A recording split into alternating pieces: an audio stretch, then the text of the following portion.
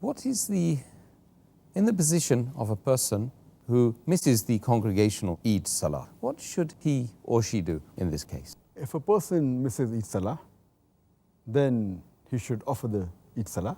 And there is a chapter mentioned in Sahih Bukhari, volume number 1, in the book of Salah, chapter number 25, the heading of which is, if one misses the Eid congregation, what should he do? And it says that, it gives a reference of Anas bin Malik, may Allah be pleased with him, that he tells his slave that get all the family members, and he goes and then he offers the Eid Salah in the congregation.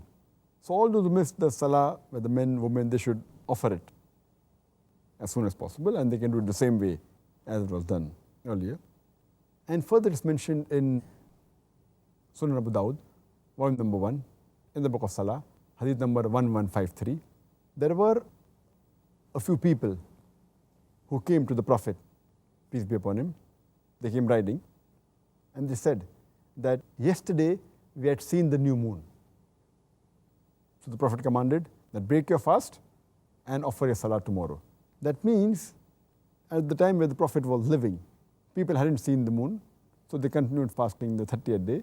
When some people come and give the Shahada that they'd seen the moon yesterday, the Prophet immediately says that break the fast, because you cannot fast on Eid day.